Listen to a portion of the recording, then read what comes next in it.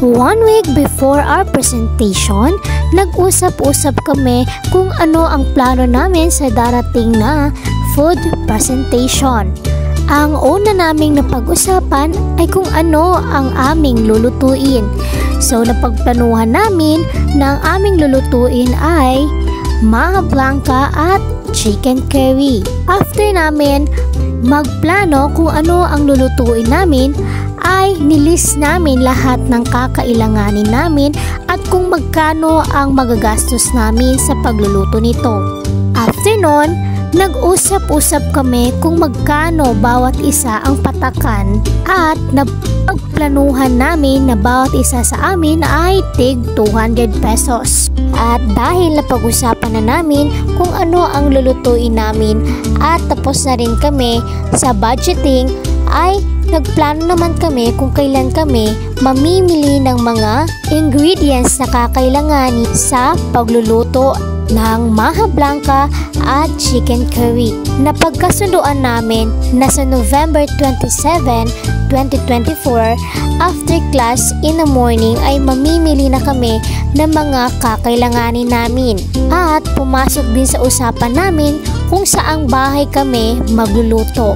Nagkasundo kami na sa bahay na lang ni Ramadan kami magluluto.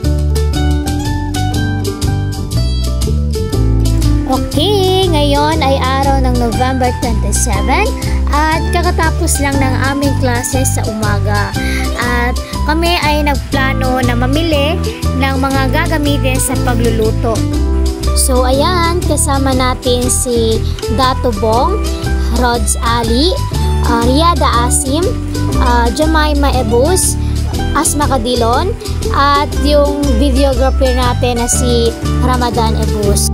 So ayan, nakasakay na kami at patungo na sa market para mabili ang mga ingredients na gagamitin sa aming pagluluto. At ito na nga, dumating na kami sa supermarket. At ang una naming hinanap ay ang pinaka-importante sa lahat, ang coconut, dahil ito ay gagamitin namin sa pagluluto ng chicken curry at maha blanca. So ayan na, at dito na ay inabot ko na yung bayad at para mabayaran na rin yung ating fresh coconut. So fresh talaga yung coconut na binili namin at ilang oras na rin kaming naglilibot-libot dyan para makahanap lang ng fresh coconut. At sa tabi nito ay may nakita kaming sibuyas dahil sa chicken curry ay kinakailangan namin ng sibuyas. So kumuha lang ako dyan ng ilang piraso lamang dahil ilang kilo lang naman ang ating bibilihin na manok.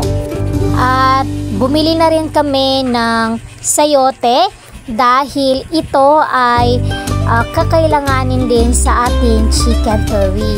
At ayun na nga, habang kami ay naglalakad ay may nadaanan kaming paminta, no? So nagtatalo-talo pa kami dyan kung ano bang kukunin namin, yung durog na paminta o hindi durog na paminta. So nag-decide kami na mas maganda ang hindi durog na paminta dahil ang paminta ay pandagdag lasa rin sa gagawin natin na or lulutuin natin na chicken curry. At ito na nga, naghanap kami ng sariwa at fresh na manok sa market. At ito, nakita namin itong bagong dating na manok. At kami ay bumili ng 2 kilong manok sa halagang 400 pesos dahil nga ang mahal na ng 1 kilo ngayon dahil umabot na ng 200 pesos. At ayun na nga, binalot na ni Kuya at kami ay nagbayad na rin. Dito nga pala ay nakadaan din kami ng curry na kinakailangan sa paggawa ng chicken curry at Knorr cubes dahil ang Knorr cubes ay nagbibigay rin ng lasa sa mga lutuin.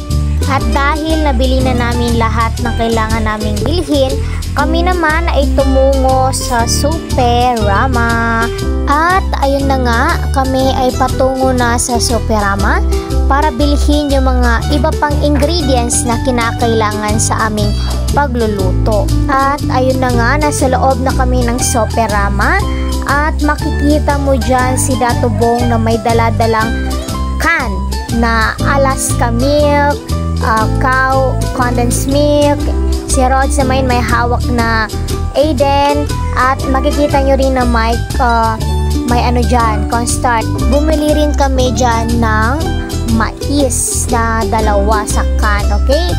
At finally, pipila na kami at magbabayad na.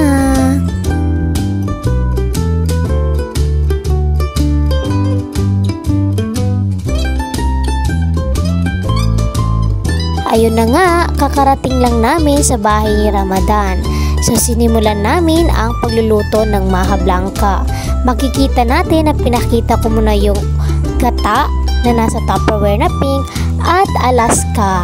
So ayan, habang binubuksan nila, nilagay ko ang Alaska sa ating coconut. So paghahalo-haluin lang natin lahat ng ingredients sa coconut, okay? So ayan, 2 Alaska ang aming nilagay since marami ang aming lulutuin at para mas creamy at masarap at hindi tipid. Makikita natin na nilipat namin sa lalagyanan dahil masyadong marami at baka umapaw ang ating maha blanca. At sinunod naman natin ang ating pampatamis, ang condensed milk. So ayan, natansya lang namin kung matamis ba or katamtaman lang ang tamis. So sinunod naman namin ang 2 latang corn. So yan, hindi tinipid ang maha blanca natin. So after namin malagay lahat ng mga ingredients ay hinalo-halo na namin, o yung tinatawag nilang mekos-mekos muna ni Insan. At dahil kulang pa sa tamis ang ating maha blanca ay inubos na namin ang 1 latang condensed milk. So ayan, makikita natin na hinahalo-halo na namin paunti-unti. So ayan. At itong 1 kilong cornstarch ay ihalo lang yan pag naisalang na natin ang ating maha blanca sa mahiwagang kalan. At ito na, sinalang na namin ang ating mahiwagang kalan. So after namin maisalang ang aming kalan ay sinunod namin ang gata at yung mga ingredients na pinaghalo-halo natin. So after naman nun ay sinunod natin ang ating cornstarch. So sa 1 kilo ay kalahati lang nito ang ating nilagay, no? So makikita natin dyan ang measure lang ni Riada Asim. So ayan. So after nun naman ay i-mix lang natin ng gentle para yung mga namuong cornstarch ay madurog at mawala, no?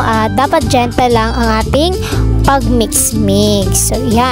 So yan, patuloy pa rin pag-mix-mix natin ng ating maha blanca. So after nun ay ito na, naging malapot ng ating maha blanca. So ayan na. So after nun, ayan na, i-plating na namin ang maha blanca. So yan, i-flat-flat ko na lang para mas maganda at presentable tignan. At sinunod naman natin ang ating chicken curry.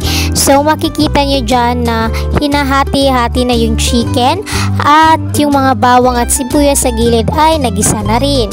At ito naman ay sinunod natin yung ating sayote. So yan. So after nun, ayan na, okay na yung ating mga ingredients at handa na itong lutuin. At ito na nga, nilagay na yung kalan para uminit at naglagay na rin ng oil. So after nun, naglagay na kami ng bawang.